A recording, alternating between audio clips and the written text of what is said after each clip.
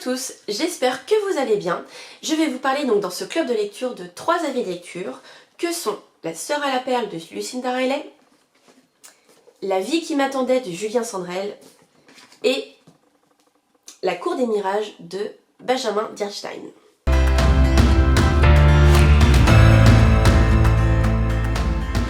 Le premier livre que j'ai lu cette année, c'est un tome de la saga des 7 sœurs. Donc c'est La sœur à la perle de Lucinda Riley aux éditions Le Livre de Poche. C'est une saga, donc j'avais déjà lu les 3 premiers tomes, j'irai assez rapidement. Et puis j'ai un petit peu délaissé et je voulais absolument en fait poursuivre cette saga. Voire même la terminer cette année si je peux, surtout si le dernier tome sort en poche, je l'espère. Et en fait avec Aurélie du compte En cours de lecture, on s'est dit qu'on allait lire en fait un tome tous les 2 mois, parce que c'est vrai que tous les mois ça revient assez fréquemment, parce que le schéma est assez similaire, et c'est quand même des beaux bébés à chaque fois, donc on s'est dit qu'on allait alterner. Mais d'ailleurs vous allez voir que en fait j'ai décidé de lire un pavé chaque mois. Alors pour moi un pavé c'est bien au-dessus de 500, c'est autour de 700 pages, 700, 800 pages, enfin bon vous allez voir. Donc je vais essayer de me tenir à ça tout au long de l'année, de lire un pavé, on va dire par mois, pour les éliminer aussi de ma palle et puis pour avancer dans certaines sagas, notamment les 7 sœurs. Je reviens donc sur CC, donc la 4e sœur, donc le tome 4. C'est une sœur, comme je vous ai dit dans un précédent club de lecture, j'appréhendais un petit peu de voir comment elle était, surtout par rapport à Star, qu'on a découvert donc dans le tome 3. Voilà, on l'a bien découvert, on a appris à la connaître, et ici c'est vrai que j'avais un petit jugement sur elle. Et là encore on va avoir de belles surprises, et surtout moi c'est un livre qui m'a vraiment embarqué, que ce soit dans le passé ou dans le présent. J'ai vraiment adoré. Donc ici en fait on va suivre donc CC qui va chercher en fait ses origines. Donc elle part de Suisse, d'Angleterre, parce qu'en Suisse c'est là où elle vivait avec sa famille, et elle vit en fait à Londres avec sa sœur. Donc elle part de Londres, elle va en Thaïlande faire un premier stop. Voilà, on va la suivre et ensuite on va continuer à la suivre, on va voyager avec elle pour arriver en Australie. Et là elle va arriver là-bas, elle va trouver plein d'éléments concernant sa famille, etc. Et voilà, moi j'ai trouvé que c'était trépidant, très bien mené. Lucinda Riley c'est toujours une plume bien sûr qui embarque, qui nous donne plein de détails, on a l'impression d'être à côté des personnages quand on le lit. Et voilà, moi j'ai vraiment beaucoup aimé, et je dirais même que c'est le tome que j'ai préféré pour l'instant. Avant de lire celui-ci, c'était le premier tome, parce que je pense que c'était aussi la découverte, il y avait aussi l'histoire du Brésil, enfin j'ai trouvé que c'était vraiment bien mené, j'ai bien aimé en fait Maya, la première sœur. Et là, j'avoue que le rythme était vraiment très très bon, très intense, et le fait de toujours y revenir et d'avoir envie, hein, il fait, pour tout dire, parce que je l'ai lu quand même assez rapidement, ouais, il fait plus de 760 pages, donc voilà, un beau bébé, mais j'étais bien contente de le lire, et surtout j'ai hâte de lire la prochaine sœur, donc qui est Tiggy, de mémoire, je vais regarder, parce que juste à la fin, on a comme d'habitude un petit chapitre qui introduit la prochaine sœur, donc je vérifie, oui c'est ça, c'est Tiggy.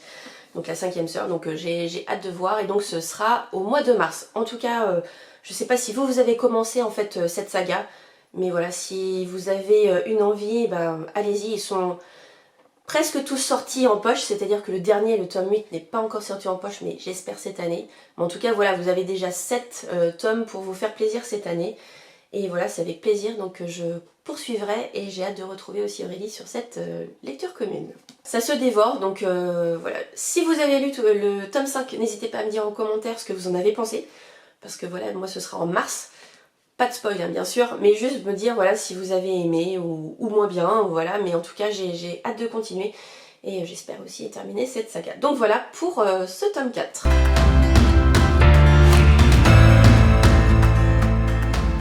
La deuxième lecture du mois de janvier, c'était une petune lecture qui m'a fait du bien, vous allez voir pourquoi. Et donc là, c'est un petit livre, on va dire, qui fait plus de 300 pages, mais voilà, une jolie histoire. Donc c'est La vie qui m'attendait de Julien Sandrel aux éditions Le Livre de Poche. Julien Sandrel, c'est un auteur que je vois à chaque fois à Montaigu, et c'est le dernier à chaque fois que je vais voir. Donc la première année, j'en avais pris 2. J'avais pris La Chambre des Merveilles et Vers le Soleil. Et là, quand je suis arrivée à sa table, alors il a été dévalisé. Et donc je me suis dit, bah voilà, je lui ai demandé lequel il me conseillait, et il m'a dit donc, comme j'ai lu La Chambre des Merveilles, donc son livre numéro 2 qui est ici, donc La vie qui m'attendait. Et ici on fait la connaissance donc de Romane, qui est une médecin un peu hypocondriaque, qui a été chouchoutée peut-être un peu trop par son papa. Ça fait pas longtemps qu'elle est dans son petit chez elle, etc. Et en fait il y a une amie de son père qui va lui faire une révélation, qui va lui donner un indice sur quelque chose. Et en fait elle est assez curieuse et elle va vérifier ce point-là. Et effectivement, elle va avoir une très très grosse surprise. Et donc dans ce livre, on va vraiment avoir des histoires de famille, des secrets, de l'amour, de l'amitié, des sentiments et surtout l'envie de vivre sa vie à fond, d'en profiter. Et voilà, c'était un très très beau moment. Donc c'est une lecture que j'ai faite avec mon book club, donc les Angevines Bookin. Et tout le monde, je pense, l'a apprécié. Je sais pas si encore la dernière personne a terminé, mais voilà, enfin, en tout cas ça ne serait tardé. Mais voilà, une très jolie histoire. Et donc je donne rendez-vous à Julien Sandrel, donc à Montaigu, et je ne sais pas encore lequel je vais lui prendre. Donc n'hésitez pas à me mettre en commentaire si vous avez un conseil à me donner. Donc j'en ai lu déjà 3, hein. La Chambre des Merveilles, Vers le Soleil et celui-ci. Donc si vous en avez un à me conseiller, surtout n'hésitez pas.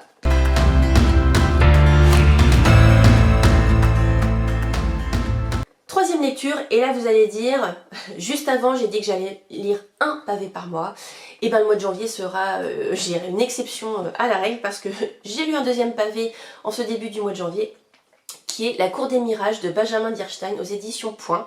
Donc ce livre fait partie de la sélection du prix du meilleur polar Point pour 2024. Et donc c'est vrai que je vous avais dit que j'allais accélérer un petit peu, effectivement c'est un livre que je lis donc dans ce cadre-là, et j'en ai 2 qui sont encore en cours que je vais terminer, donc je vous donnerai mon avis prochainement, je pense dans la prochaine vidéo. Donc celui-ci, gros pavé.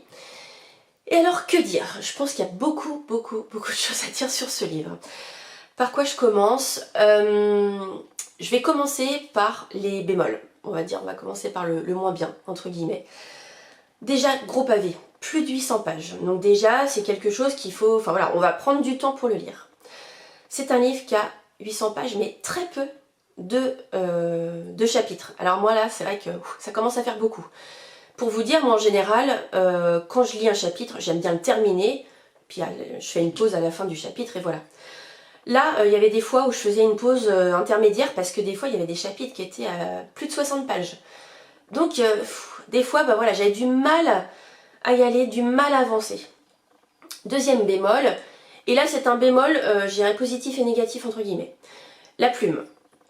La plume, c'est, je dirais, c'est une plume qui va vous sortir de l'ordinaire, qui va vous sortir, je dirais, du traditionnel, du confort, d'un polar voilà, classique. C'est plutôt pas mal parce que ça donne du rythme. Justement, comme je vous disais juste avant, les chapitres sont assez longs, etc. Donc le fait d'avoir une plume où on est dans la tête des personnages, où voilà, ça défile, où même il y a des fois, il y a des phrases où en fait toutes les lettres sont collées les unes aux autres, etc. Enfin, les mots sont collés. Ça donne un rythme qui est plutôt pas mal, moi je trouve. Mais des fois, moi j'avais un peu de mal. Voilà, donc là pour le deuxième bémol. Le troisième bémol, c'est que c'est une histoire en fait qui va parler d'enfants et de pornographie, pédocriminalité, etc. Donc c'est très hard. Alors, j'ai l'habitude de lire des polars, j'ai l'habitude de parler de thrillers. Là, il y a des fois, même si voilà, je peux avoir entre guillemets l'habitude, on n'a jamais l'habitude de ces détails-là. Mais là, franchement, il y a des fois, c'est très, voire trop gore pour moi. Là, il y a des fois, c'était vraiment quelque part gênant. Et je me dis, est-ce que c'était obligatoire d'avoir autant de détails? Et je dirais, c'est un peu malaisant. Voilà, donc, pour ces bémols. Et il y en a un petit dernier. On parle beaucoup de politique dans ce livre. Et en fait, c'est ce qui donne un petit peu les repères au niveau du temps. Ça peut être bien, mais des fois, je me dis, est-ce que c'était vraiment nécessaire d'avoir autant de politique? Je m'aperçois que dans les livres qui en comportent un peu trop, bah, j'ai un peu de mal. J'ai un peu de mal à y aller parce que, voilà, je suis comme tout le monde, je suis l'actualité, etc. Mais dans un livre, je trouve qu'il n'y a pas forcément nécessité. Un petit peu, j'entends, mais là, voilà, il y avait beaucoup. Hein. Et je me dis, est-ce que c'était vraiment nécessaire? Donc c'est vrai que là, 800 pages, je me dis que peut-être il pouvait y avoir un petit peu de raccourci sur certains points. Mais ce n'est que mon avis. Quant à l'histoire, en fait, on va suivre 2 personnages principaux. Donc on a d'un côté une femme qui s'appelle Laurence Verhagen, j'espère que je prononce bien. C'est une femme voilà, qui en veut, qui a vécu certaines choses et qui a fait aussi certaines choses. Et en fait, elle va être entre guillemets rétrogradée pour en fait intégrer un groupe d'enquêteurs. Et je dirais, elle va aussi être là pour donner des éléments à d'autres personnes. Voilà, on sent que je dirais, il y a aussi des accords, des passe-droits entre guillemets, voilà, tiens je te mets là, mais par contre tu me donnes telle ou telle info, enfin voilà. On va aussi la suivre personnellement, donc voilà, on va avoir une personne en totalité. Donc ça aussi c'est bien parce que en fait, elle va avoir des chapitres qui vont être consacrés à elle, que ce soit dans son enquête, que ce soit aussi dans sa vie privée, etc. Et en fait, on va avoir aussi d'autres chapitres qui vont être consacrés au deuxième personnage, qui s'appelle Gabriel Prigent. Donc lui, c'est un, je crois que c'est commissaire ou, enfin bref, commandant, qui a reçu toutes les éloges quand il a en fait élucidé l'affaire de la sirène qui fume. D'ailleurs, ça me fait penser que je vous ai pas précisé, ce livre-là c'est un tome 3, et La sirène qui fume c'est le tome 1 de cette trilogie. Donc si vous voulez les lire dans l'ordre, bah voilà, n'hésitez pas à commencer par La sirène qui fume. Mais si vous commencez par celui-ci, on comprend très bien et l'auteur nous remet dans le contexte, donc c'est plutôt pas mal. Donc en fait ce Gabriel, donc il a été reconnu par ses pairs pour cette enquête, mais il lui est arrivé un malheur, c'est-à-dire que lors d'un feu d'artifice, il rentrait donc avec sa femme et ses 2 filles, et en fait il y a une de ses filles qui est disparue, et donc depuis bah, il ne cesse de la chercher, il ne cesse d'enquêter, il est tombé en dépression, il a fait des moments en HP, donc il a un peu de mal, et donc il va intégrer le groupe où Laurence Verhagen est également. Il va enquêter en fait sur une famille en fait qui a été donc qui est morte, donc il y a le fils, la femme et le père. Donc on suppose en fait que le père a tué sa femme et son fils et s'est suicidé ensuite, mais forcément il y a des petites choses qui font que ça n'a pas l'air si simple que ça, donc ils vont mener l'enquête et surtout ça va les mener après sur des enquêtes voilà, de pornographie, avec de la pédophilie des enfants, des familles, etc. Et là on arrive dans le dur, dans plein de choses. Donc voilà, c'est une enquête trépidante, comme je vous ai dit, avec tous les bémols avant. Je dirais que ma lecture, je dirais, elle est mitigée. Il y a un rythme, c'est bien, ça m'a sorti de ma zone de confort, j'ai apprécié. Et d'un autre côté, les bémols, j'ai essayé de laisser un petit peu de temps pour me dire quel est vraiment mon avis sur ce livre, parce que c'est vrai qu'il est assez dérangeant. Donc je pense que c'est voulu, hein. Mais voilà, j'ai eu des plus, j'ai eu des moins. Voilà, clairement, donc je pense qu'il faut faire votre avis.